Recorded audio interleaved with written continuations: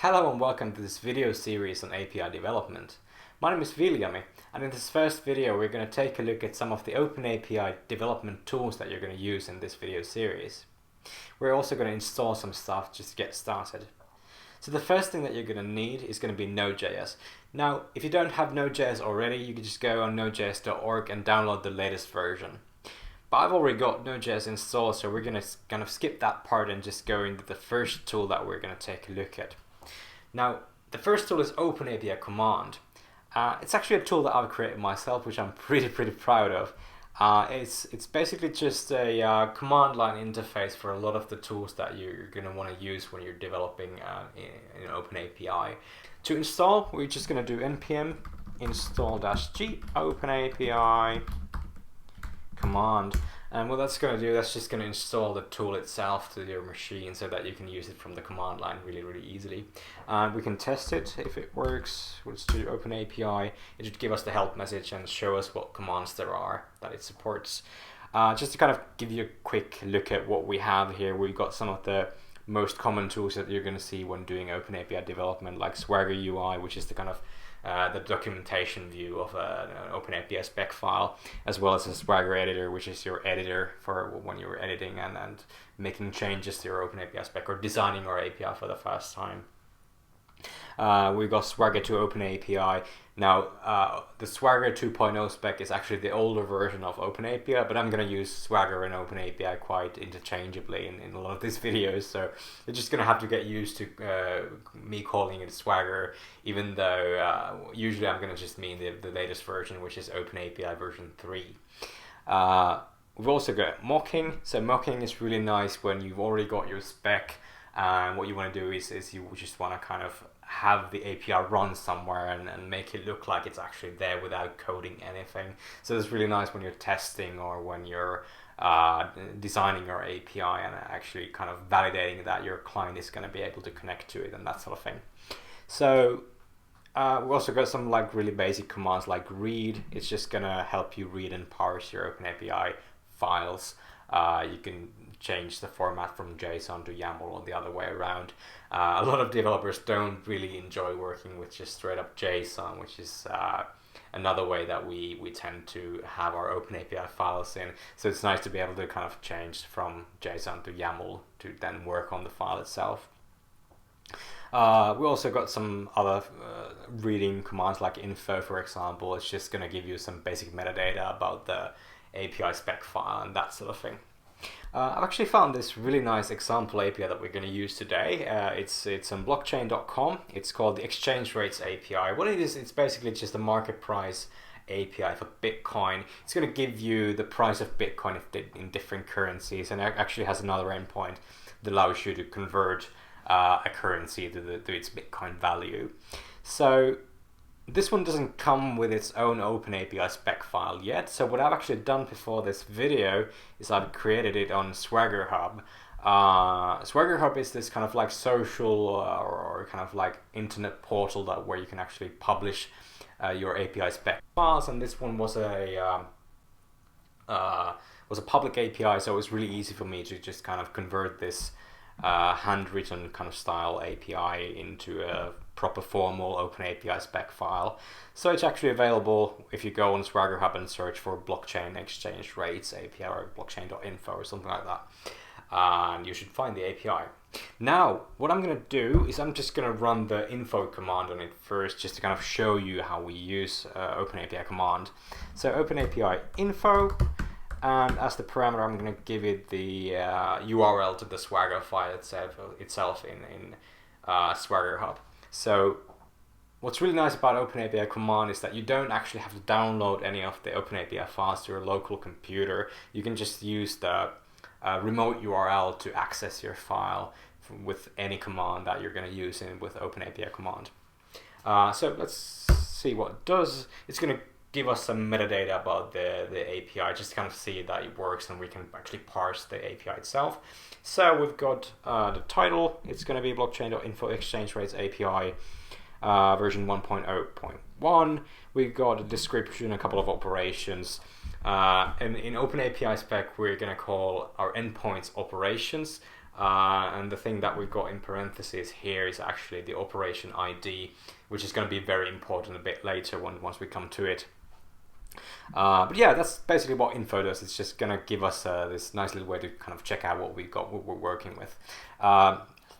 I guess the first thing that we could try with our API spec file here, we could actually try Swagger UI, which is kind of the standard thing that you would do when you have an OpenAPI spec file. So I'm just going to do OpenAPI Swagger-UI and give it the same parameter again, the URL to the Swagger file. What that's going to do, that's going to actually start up an instance of Swagger UI locally on my machine. And I'm going to open it. It's running in port 9000, and I've got Swagger UI running right here in my browser now. Now, the really nice thing about Swagger UI is that it's really easy to understand. I've got two operations here, ticker and toBTC. Here are the operation IDs, by the way. I can open it and get some descriptions of what it does, returns a JSON object and that sort of thing, you know. I get an example of what the response is going to be like, the different responses, that sort of thing. And if it's actually got some parameters, it's going to show me what I can give to the operation itself. Now, if this wouldn't be a public API, we would usually tend to have an authorized button right here, which would allow us to give it an API key or authorize with OAuth or something like that, something similar to that. But this one actually a public API, which is really nice because now we can actually just really easily try out our API. So there's this quick, nice button right here, try it out. And what that's going to allow us to do is to execute a real request to our API and see how it responds. So actually right here, we've got code 200 server response. So what Swagger UI did right here was actually send a request to the actual API right here at blockchain.info, which is defined in the service block of our OpenAPI spec file. But we'll get right back to that a bit later. Now, this is quite simple. We can see the response body right here. We've got the other one, which is a bit more complicated. We've got a couple of parameters. So let's actually do a real query here. Let's see how much 100 euros is in Bitcoin. That's going to be, it's going to be 0.0102. It's going to be a lot different when you try this on your own, but you know, it works. That's the point. I'm done with Swagger UI for now.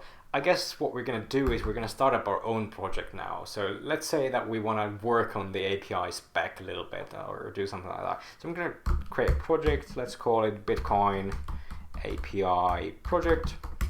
I'm going to open it up. And the first thing I'm going to do, because I've got the OpenAPI spec in Swagger Hub right here, I'm just going to go ahead and download the file itself to my local machine. And the really nice way to do is to run OpenAPI read and give it the URL. And what this is going to do is just going to kind of output the file itself. I could just go ahead and do JSON, which would then convert the YAML into JSON, but I'm not going to be able to work really with the JSON file. So let's just keep it as YAML and output it to a file called openapi.yml. Now, once we have the file, we can open it using any command. We could use the Swagger UI to open the file. And actually, let's do that right now. OpenAPI Swagger UI. And it's going to do the exact same thing that we already did. Let's just change the port actually a little bit, just to make sure that we're doing it. It's a different website basically. Let's do 9003, and we've got Swagger UI running again. This time it's actually running in our local file system, so it's not actually downloading the Swagger file from the remote Swagger Hub server. But we can still do things like we can get the ticker value right here, and it's going to be just fine. It's really nice.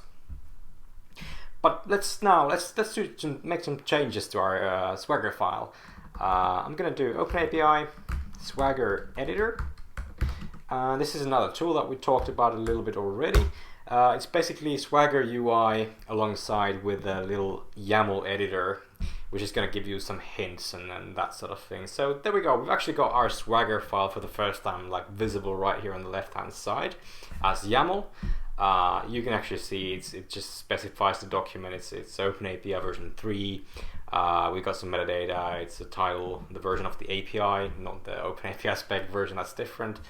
We've got the description, what it does, that sort of thing. Contact. This is the actual URL that I put into the original documentation to give them credit. Although I think my documentation is a bit better already. I've got the servers where the actual API is hosted at and that sort of thing. And then our operations, we got a ticker. It has an operation ID. It has a description. One response. I should probably give it an error, what it will give us an error. But the thing is, I haven't seen an error from this API yet, so I can't really know what an error response would look like from the API. But yeah, that's basically our OpenAPI spec file right here. And the really nice thing about Swagger Editor is that I can make changes to the file. Let's say I change the name of the API. Let's do example Bitcoin API right here. And it's actually going to update in real time on the right hand side. I have my full Swagger UI. I can still go ahead and try any request while I'm changing my schemas and that sort of thing in the Swagger Editor itself. So that's really nice to have. Yeah, that's basically everything for now. Thanks so much for watching this. We're gonna go ahead in the next one and have a look at what we can actually do with a spec file, like mocking and going ahead and editing and making our own responses and designing our own API next. But for now, thanks for watching and hope you got something out of this. Thanks.